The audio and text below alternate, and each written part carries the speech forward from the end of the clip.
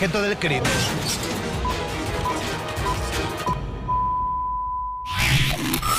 ¿Qué pasaría por su mente si descubriera que ha sido acechada por un desconocido que vigila cada uno de sus movimientos, en espera del momento oportuno para atacarla?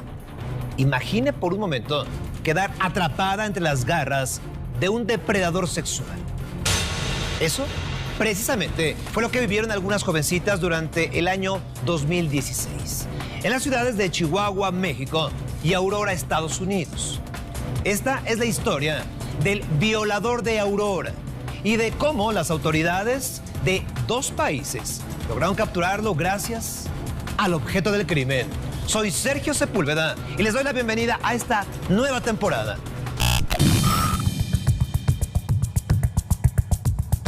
Jueves 3 de marzo 2016, 14 horas. Las autoridades de la ciudad de Chihuahua son alertadas vía telefónica de un ataque ocurrido al interior de un domicilio en la colonia Riberas de Sacramento. De inmediato, agentes policíacos y peritos especializados en ataques sexuales son requeridos en el lugar del incidente. Al llegar al domicilio, los agentes se encontraron con una menor de solo 14 años, quien, aterrada, aseguró haber sido atacada por un desconocido que llamó a su puerta, haciéndose pasar por un mensajero. La joven, quien aseguró que el ataque se originó mientras se encontraba sola en su casa, presentaba severas marcas de golpes en el rostro y brazos. Sus ropas habían sido desgarradas de forma violenta y existían evidentes signos de abuso sexual en su contra. Desafortunadamente, la pequeña no pudo ver el rostro de su agresor, debido a que este portaba un casco que le cubría el rostro. Además, dijo no saber qué pasó con ella durante un par de horas, debido a que fue golpeada de manera tan brutal que quedó completamente inconsciente. A pesar de que la joven no pudo dar señales específicas sobre su agresor, las autoridades tuvieron que comenzar una indagatoria del caso con los escasos datos que tenían a la mano. Gracias al testimonio de la pequeña, la policía de Chihuahua sabía que el violador había llegado en motocicleta hasta el domicilio y que, debido a que la agredió justo en el momento en que la joven se encontraba sola en casa, el ataque pudo haber sido planeado con días de anticipación y posiblemente pudo ser perpetrado por alguien que la conocía.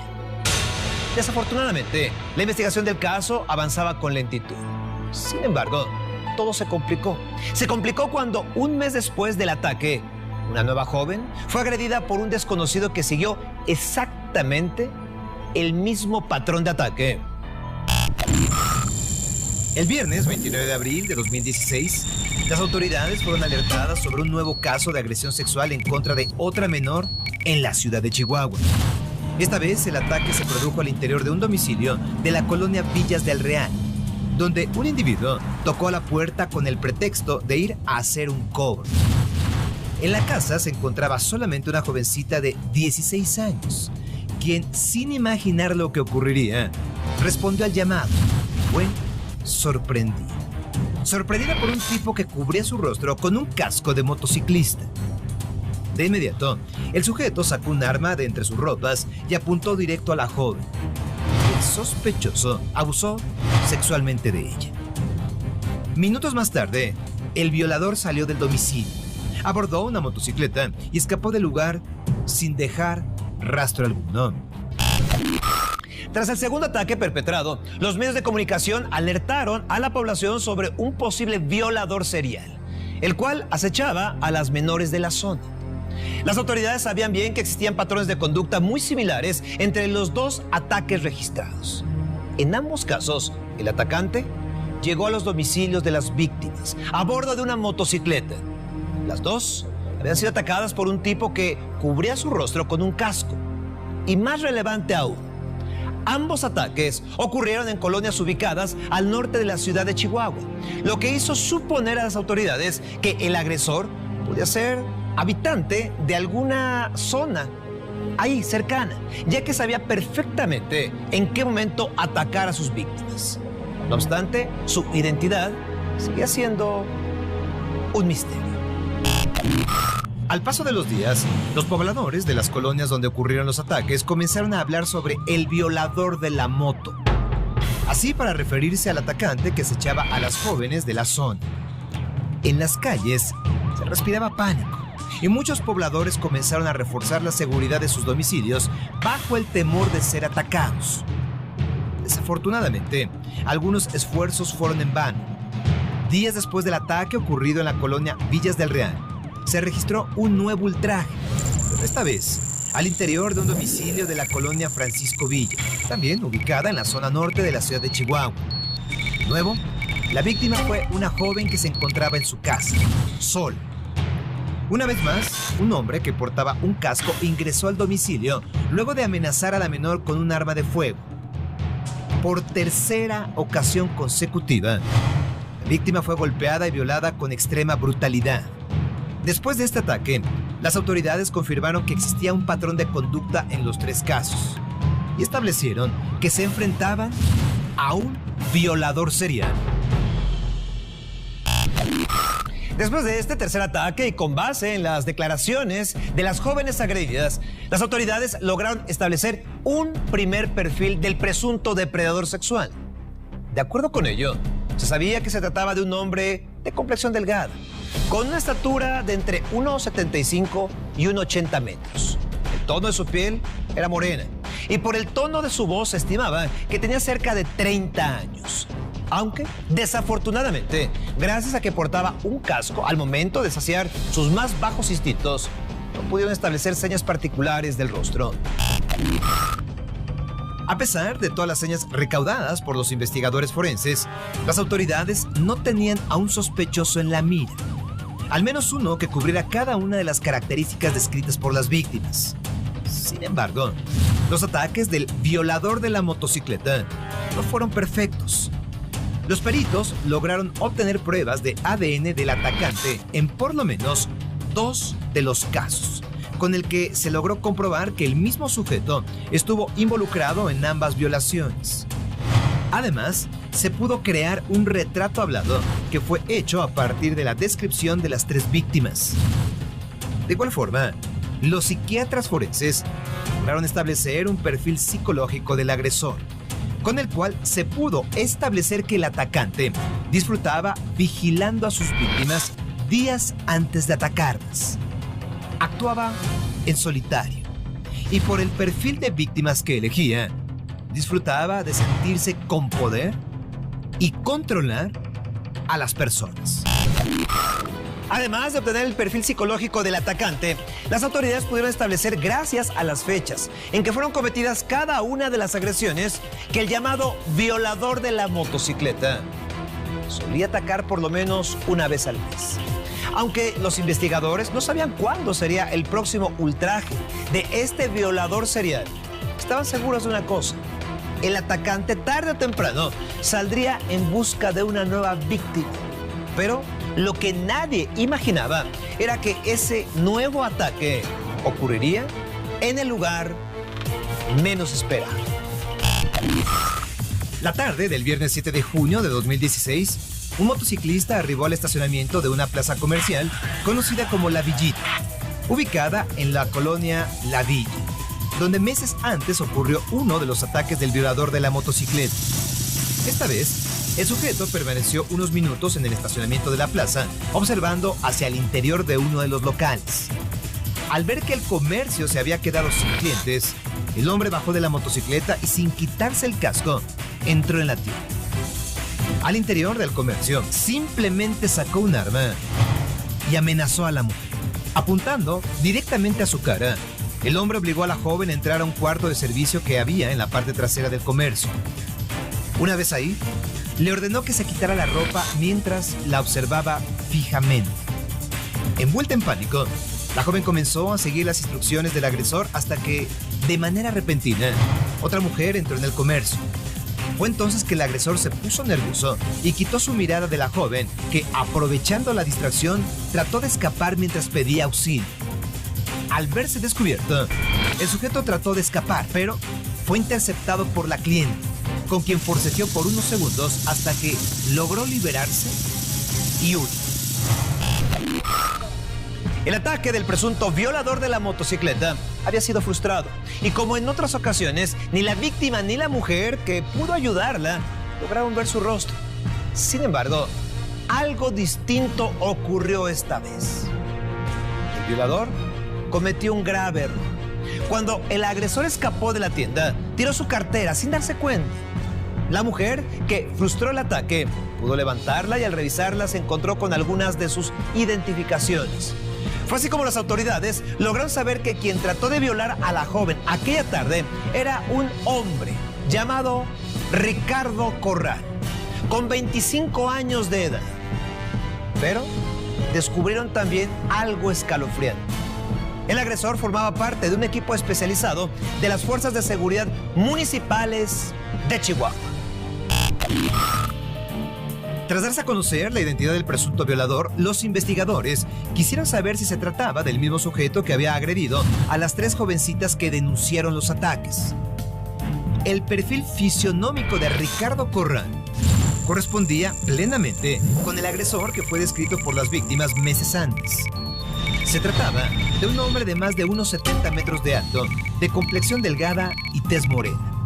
Además, por el modo en que trató de cometer el ataque en que fue descubierto, las autoridades indagaron que dicho sujeto era el mismo al que se identificaba como el violador de la motocicleta. Sin embargo, cuando las autoridades trataron de detenerlo, Ricardo ya había desaparecido. Algunos amigos y compañeros de Ricardo Corral comentaron que luego de haber sido descubierto, el presunto violador escapó de su domicilio, dejando a su esposa y a su pequeña hija. Además, mostraron a los investigadores un mensaje que el sospechoso les envió a través de WhatsApp el 5 de julio. En dicho mensaje, Ricardo aseguró a sus compañeros que prefería estar muerto antes que pisar la cárcel. Esta declaración fue tomada por las autoridades como una confesión de sus crímenes. Pero eso no fue todo, ya que el presunto violador también dijo que se quitaría la vida y que esperaba que sus restos fueran tratados con dignidad. Aquella fue la última vez que sus amigos y compañeros tuvieron noticias de él. No obstante, las autoridades continuaron con su búsqueda. A pesar de que la identidad del violador de la motocicleta había sido descubierta, el caso jamás fue cerrado por las autoridades de Chihuahua. Coincidentemente, después de saberse que Ricardo Corral estaba detrás de las violaciones, los ataques sexuales perpetrados con el modus operandi de este violador serial cesaron por completo, lo que para muchos fue una señal de que Ricardo sí se había quitado la vida. No obstante, 4 meses después, el 4 de octubre de 2016, se registró un nuevo ataque sexual que hizo recordar las agresiones cometidas por el violador de la motocicleta. Esta vez, la víctima fue una madre soltera. La agresión ocurrió al interior de su departamento y en presencia de su pequeño hijo de solo 1 año de edad. El agresor llamó a su puerta y una vez que la mujer abrió, la amagó con ayuda de un arma de fuego y abusó sexualmente de ella. La gran diferencia ocurrida esta vez fue que el ataque ya no se originó en la ciudad de Chihuahua, sino a 1,391 kilómetros más allá de la frontera con los Estados Unidos. Esta vez, el ataque fue perpetrado en la ciudad de Aurora, en Colorado, Estados Unidos. El ataque sexual ocurrido en la ciudad de Aurora se registró al interior de un grupo de condominios llamados Santana Ridge. La víctima fue una mujer de origen hispano que, tras ser atacada, llamó a los números de emergencia para solicitar ayuda. La joven declaró que pudo ver el rostro de su agresor, pero aseguró que no conocía a aquel hombre y que nunca lo había visto. Al realizar una descripción de su atacante, la mujer dijo que se trataba de un hombre de origen latino, con una estatura mayor a los 1,70 metros, de complexión delgada y tez morena. Ricardo Corral, el llamado violador de la motocicleta, estaba atacando de nuevo. ¿Era eso? ¿O se trataba de una simple coincidencia? El 13 de octubre de 2016, apenas 9 días después de ocurrido el ataque a una mujer hispana, Las autoridades de la ciudad de Aurora recibieron nueva alerta. Cerca de las 2 de la tarde, la policía local fue notificada sobre una persecución en contra de un hombre de origen latino, que momentos antes había intentado entrar a uno de los apartamentos de los condominios Santana Ridge, el mismo lugar donde se cometió la agresión anterior. De acuerdo al reporte policíaco, la potencial víctima, una mujer joven de origen latino, escuchó ruidos en la puerta de su casa, por lo que trató de ver qué ocurría. Al echar un vistazo a la calle, descubrió a un sujeto forzando la puerta para entrar al departamento. La mujer gritó pidiendo ayuda, lo que alertó al atacante y provocó que echara a correr. Metros más adelante, un vecino que había escuchado los gritos de auxilio vio al mismo sujeto corriendo hacia una pequeña plaza comercial, donde trató de esconderse al ingresar a un restaurante. Cuando la policía llegó, rodeó el lugar e ingresó al restaurante para capturar al sospechoso. Cerca de las 2 de la tarde, con 10 minutos, las autoridades de Aurora lograron capturar al presunto violador, cual fue identificado como Ricardo Corral Venegas, de origen mexicano.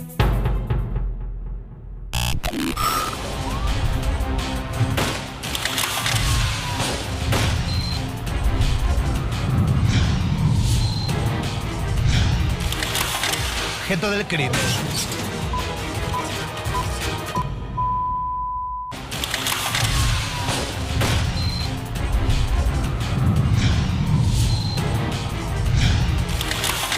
Objeto del crimen.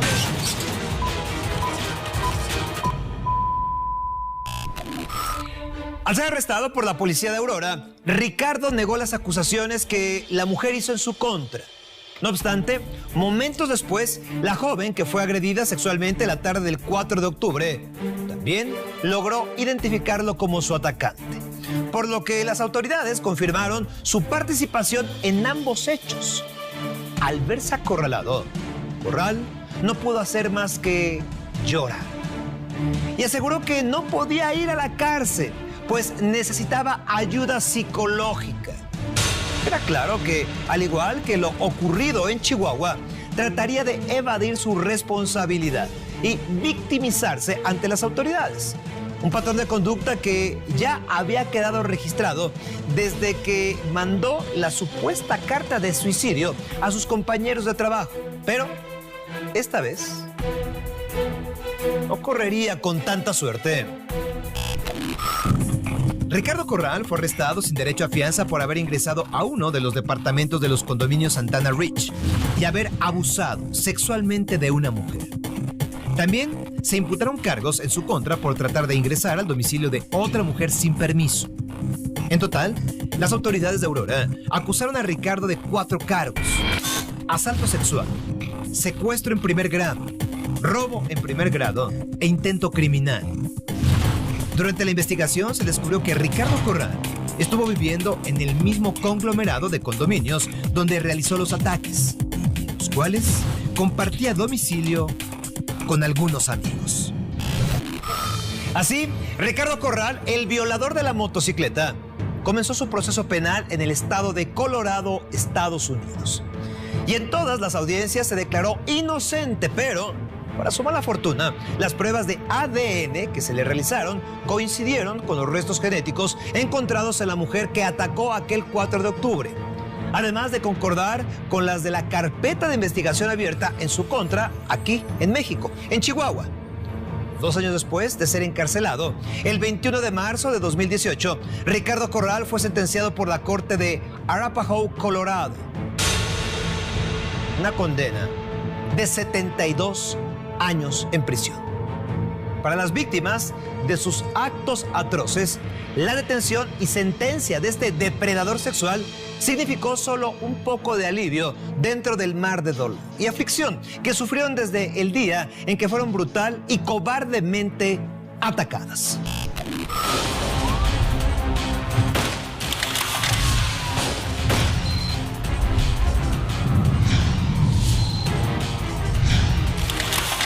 Objeto del crimen.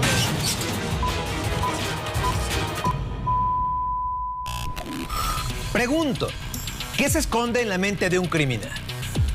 ¿Cuáles son sus motivaciones para cometer actos tan viles como atentar contra la vida de alguien más? ¿Cómo actúa un asesino serial? Entre septiembre del año 2014 y diciembre de 2016, dos jóvenes fueron halladas muertas al interior de sus domicilios. Esto en la Ciudad de México. Aparentemente, ambas habían decidido acabar con su vida, sin dejar explicación alguna a sus familiares.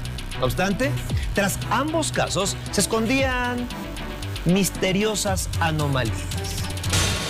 La figura de un personaje en común que resultó determinante para resolver estos crueles sucesos que acapararon la atención de todos los medios de comunicación aquí, en México.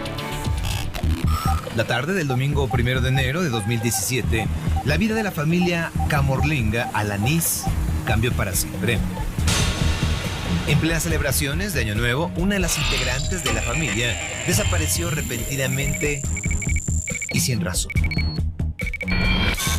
Se trataba de Campira Camarlinga, quien desde la víspera de Año Nuevo perdió todo contacto con su madre, hermano e hijos. Orillado por la angustia de saber qué pasaba con su hermana, Gabriel Camarlinga fue a buscarla hasta el departamento donde Campira y su novio vivían desde hacía un par de semanas. Al llegar al domicilio ubicado en la colonia Santo Domingo de la delegación Coyoacán, Gabriel se encontró con una tormentosa calma en el lugar. Nadie abrió la puerta a pesar de su insistencia al tocar. Y a simple vista, parecía que el domicilio estaba deshabitado. Después de forcejear con la puerta principal, Gabriel logró entrar al domicilio, donde fue recibido por un intenso hedor a gas. Aturdido por el olor, el joven se dirigió a la cocina y observó que una de las llaves de la estufa estaba abierta, por lo que se apresuró a cerrarla. Poco después, se dirigió a la sala, donde encima de un viejo sofá cama encontró un montón de cobijas cubriendo un bulto maltrecho. Al destaparlo, la sangre de Gabriel se heló por completo. Frente a él estaba el cuerpo sin vida de Campira, su hermana menor. De inmediato, Gabriel llamó a las autoridades de la Ciudad de México para informar del macabro hallazgo. A este lugar arribaron médicos forenses, también peritos, que levantaron el cuerpo y realizaron la debida inspección minuciosa de la propiedad. Por la forma en que fue encontrado el cuerpo de Campira, todo hacía pensar que la joven pudo morir al respirar gas butano durante la noche. Lo que no se sabía con seguridad era si la joven murió de forma accidental o si por el contrario sería suicidada. Sin embargo, había diversos indicios en el lugar que hicieron pensar tanto a Gabriel como a las autoridades que tras la muerte de la joven había algo. Que había algo o tal vez alguien más. Al ser el primero en llegar al apartamento donde Campira fue encontrada sin vida, Gabriel pudo observar algunas anomalías en el lugar, en el cuerpo de su hermana, que lo hicieron sospechar sobre la autenticidad del supuesto suicidio. En primera instancia notó extrañas marcas de golpes en el rostro y los brazos de Campira, mismos que aparentemente habían sido producidos poco antes de su muerte. En la habitación y la sala fueron encontradas manchas de sangre, lo cual indicaba que la joven fue agredida físicamente momentos antes de perder la vida. Pero, además, Gabriel notó algo estremecedor. El cabello de Campira había sido cortado de manera brusca, y alguien se lo había llevado del lugar, pues durante la inspección, los peritos no lograron encontrar rastros de él. Cabe destacar que fueron esos extraños cortes en el cabello de Campira los que hicieron que sus familiares sospecharan que tras su muerte podía ocultarse un atentado.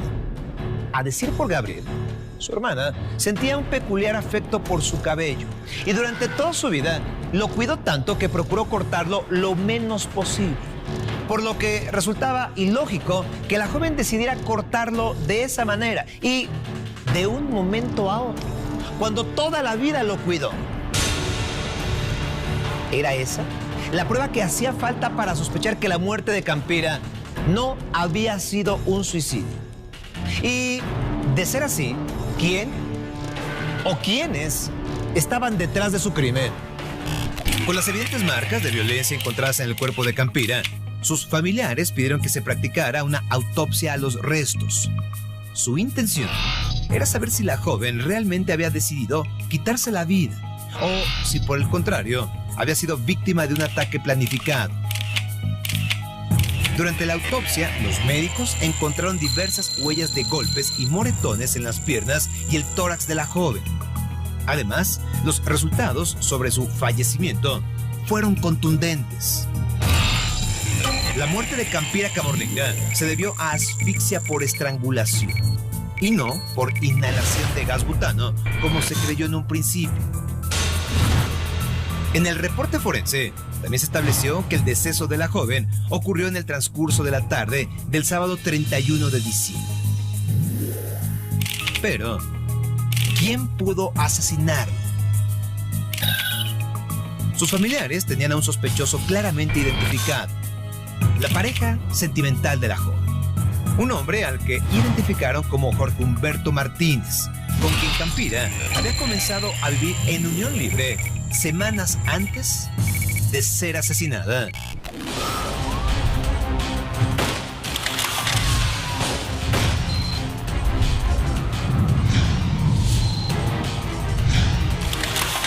Objeto del crimen.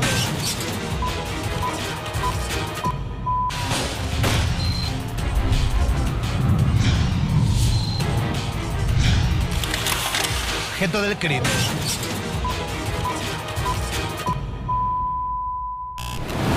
A pesar de que la familia de Campira tenía la certeza de que Jorge Humberto era el responsable de su muerte, no se lograron encontrar pruebas en su contra al interior de la casa.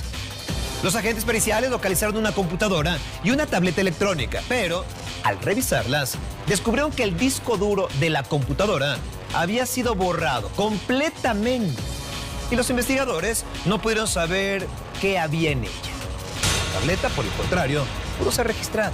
Y sí, en ella se encontraron fotografías en las que se podía ver a Campira y a Jorge Humberto juntos, días antes de que la joven falleciera. Por desgracia, ninguno de estos indicios ayudaba a saber qué pasó con Campira, qué pasó aquella tarde y si Jorge Humberto, si ese sospechoso había tenido que ver con su muerte. La familia de la joven estaba a punto de rendirse cuando algo acabó con todas sus dudas.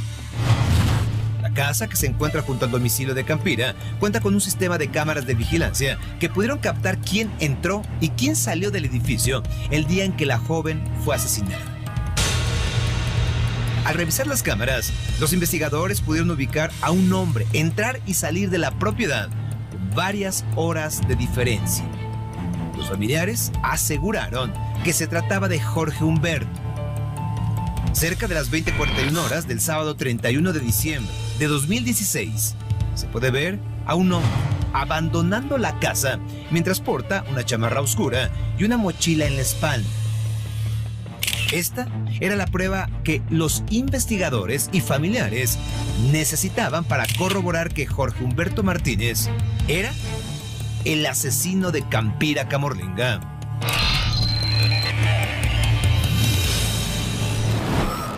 Tras corroborar que Jorge Humberto Martínez fue la última persona que estuvo junto a Campira, repito, la última persona que estuvo con ella el día de su muerte, los familiares de la joven trataron de localizarlo. Sin embargo, todo intento por encontrarlo resultó inútil. Fue entonces que Sandra, la tía de Campira, decidió utilizar el poder de las redes sociales. A través de mensajes, lanzó acusaciones en contra de Jorge Humberto, quien en Facebook se hacía llamar Joy Drago. Y como era de esperarse, el presunto homicida no tardó en reaccionar ante dichas acusaciones. La noche del lunes 2 de enero de 2017, Jorge Humberto Martínez publicó un par de textos en su cuenta de Facebook.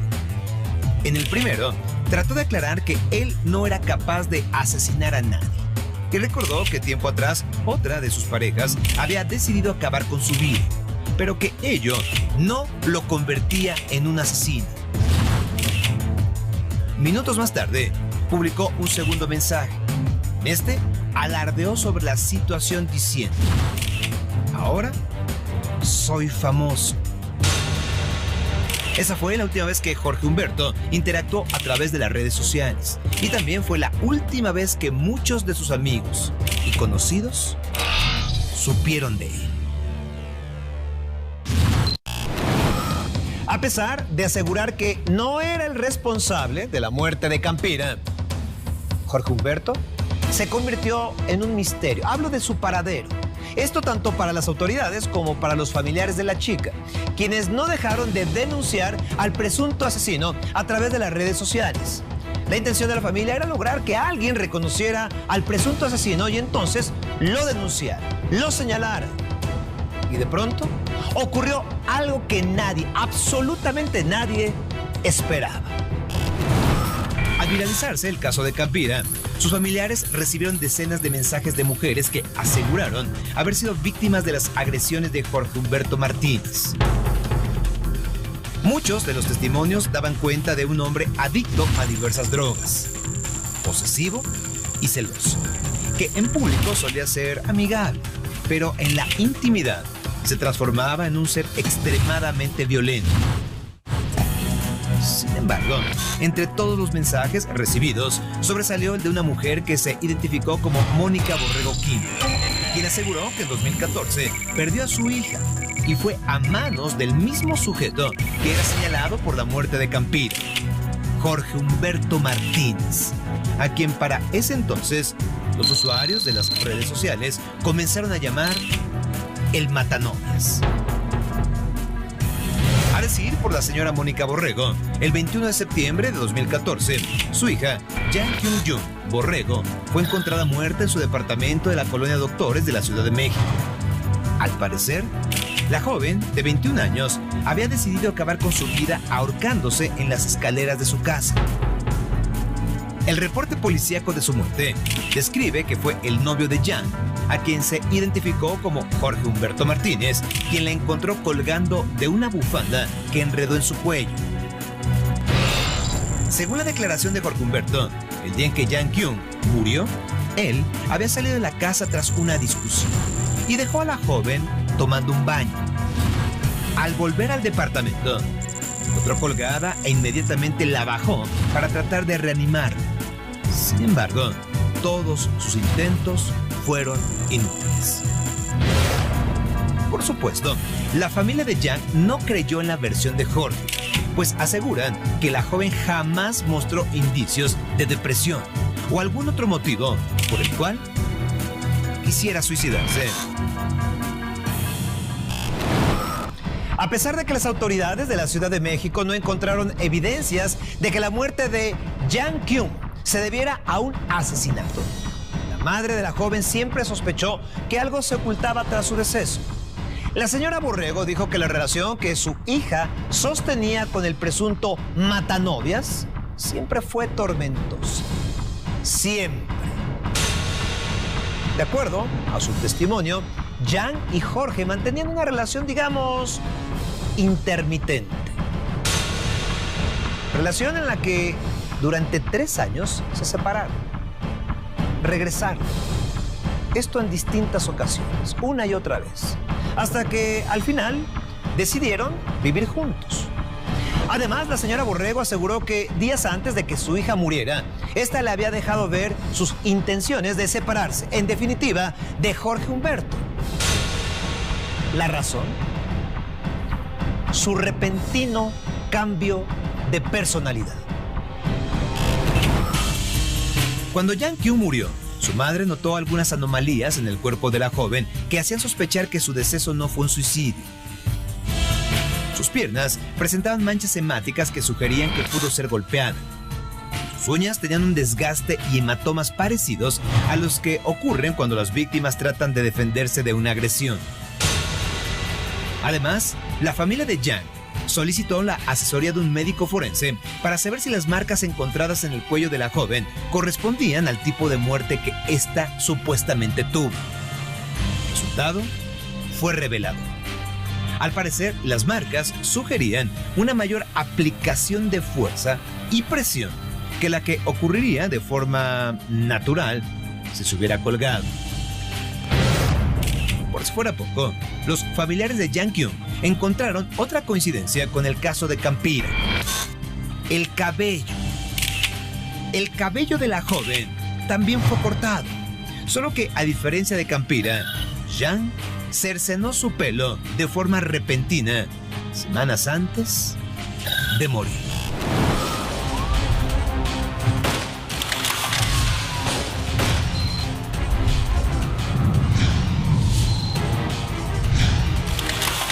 Objeto del crimen.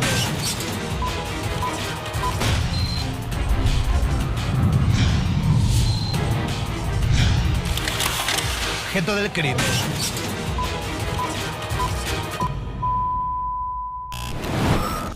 Tras darse a conocer nuevos testimonios de las víctimas, el caso de Jorge Humberto Martínez, el matanovias, comenzó a cobrar relevancia en todo México. Noticiarios, periódicos y portales de internet difundieron diversas notas con su imagen y su modo de operar. Se hablaba entonces de un hombre de 39 años que disfrutaba de enamorar a mujeres que mantenía bajo su influencia, a las cuales, hay que subrayarlo, golpeaba, maltrataba y asesinaba para más tarde alterar la escena del crimen. Meses transcurrían. Los testimonios de mujeres que aseguraban haber sufrido sus maltratos no cesaban, aumentaban. Poco después de revelarse la noticia de sus crímenes, una mujer de nombre Adriana confesó que en 2011 estuvo a punto de morir a manos de él, del matanovias. Según el relato de Adriana, por aquel tiempo Jorge Humberto y ella tenían una relación conflictiva en la que él solía tener arranques violentos. En una ocasión, Jorge Humberto le dio un cabezazo tan fuerte que logró romper la nariz de Adriana. Acto seguido, arrastró a la joven por las escaleras del edificio donde vivía. La metió al departamento, cerró la puerta con llave, la arrojó en un sillón y se dirigió a la cocina donde abrió las llaves del gas. Segundos después, Jorge volvió con Adriana y con un encendedor en las manos le dijo que ese día ambos morirían. Después de discutir, Jorge Humberto arrojó a Adriana al suelo y la comenzó a golpear y estrangular. Pero, en un descuido, el joven logró tomar un mazo con el que pudo defenderse y escapar del lugar. Me fracturó la nariz, me dio un cabezazo, me subí arrastrando todas las escaleras. Las cosas que tenía en mi casa las empezó a aventar y me había regalado un gatito y lo aventó de la azotea y lo mató. Jorge abre las llaves de la estufa y me tenía sentada y él tenía el encendedor en la mano. Me dijo, pues entonces nos vamos a morir los dos. Me tenía agarrada del cuello en el piso. Yo ya no podía moverme porque además ponía sus rodillas en mis brazos y sus piernas quedaban. Entonces yo no tenía modos de moverme, me inmovilizaba totalmente. Me tiró en el piso, me tenía en el piso y me estaba golpeando. Entonces pues yo encontré un mazo por ahí y me empecé a defender. Lo saco de mi casa a empujones y pongo todo para que no vuelva a entrar. Terminé yéndome de ahí. Adriana reveló que durante meses vivió aterrada con la idea de que Jorge pudiera matarla. También dijo que al igual que en el caso de Jang Kyung y Campira, Jorge estaba obsesionado con su cabello, ¿sí? Por lo cual le pidió que le permitiera cortar un poco de este para conservarlo. Este hecho llamó la atención de peritos en psiquiatría y psicología criminal, y quienes interpretaban el acto de cortar el cabello de las víctimas como una posible firma del asesino, un sello, y sobre todo como la obtención de un trofeo después de cada crimen. También se realizaron diversos análisis de El Matanovias respecto a su modo de vida y obsesión por los tatuajes, entre los cuales destacaban imágenes de demonios y una frase que llevaba en el pecho con la siguiente leyenda: cada quien es dueño de su propio infierno. De hecho, fue gracias a las imágenes que Jorge Humberto publicaba en su cuenta de Facebook que se pudo ver una notable transformación en su cuerpo después de la muerte de Jang Kyung. En particular, Resaltaba un tatuaje en forma de corazón partido que se realizó a la altura del cuello. Según la cronología de sus fotografías, dicha imagen fue creada semanas después de la muerte de Jan, y a decir por algunos psicólogos, era una clara alusión a la pérdida que acababa de vivir.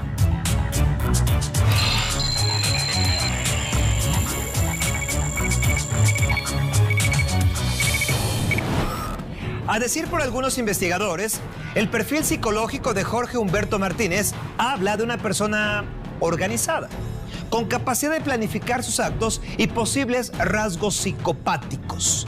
Debido a la gran cantidad de víctimas que pudieron registrarse, las autoridades comenzaron con la cacería, sí, con la cacería del matanovias por todo el país. En las calles había rumores de que el presunto asesino serial estaba escondido en la colonia Roma, en la Ciudad de México. Otros aseguraban que ya había escapado hacia el sur del país. Así pasaron casi 7 meses hasta que en el mes de octubre su rostro acaparó una vez más la atención de los medios de comunicación. El martes 24 de octubre, la policía de la ciudad de Livingston, en Guatemala, identificó a un hombre que llevaba varios días viviendo en las calles. Por su aspecto sucio y lleno de tatuajes, los agentes policíacos creyeron que se trataba de un pandillero, posiblemente integrante de la Mara Salvatrucha, por lo cual actuaron con cautela para interceptarlo. Después de algunos minutos de persecución, el sujeto fue arrestado e interrogado.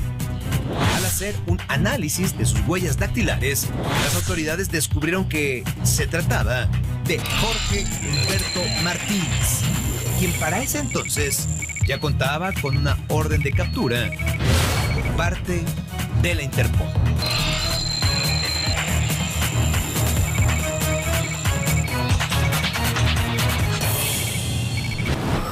...26 de octubre de 2017... Jorge Humberto Martínez llegó a la Ciudad de México, donde fue vinculado a proceso judicial para determinar su culpa en la muerte de Campira. Por su parte, los familiares de Jan Kyung solicitaron a las autoridades que reabrieran el caso de la joven y que se investigara la responsabilidad de el matanovias en su muerte. A la fecha, Jorge Humberto Martínez se encuentra bajo proceso judicial. ¿Sí? Y pasa sus días en reclusión preventiva. Aún no ha recibido sentencia. No ha sido sentencia.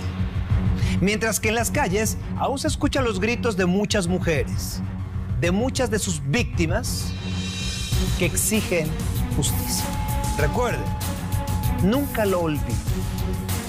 No hay crimen perfecto, ya que cada uno de estos atroces actos deja huellas, pequeños indicios y elementos que se convierten en el objeto del crimen.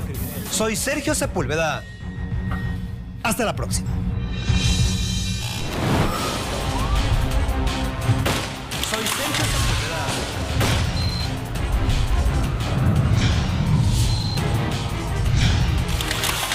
Objeto del crimen.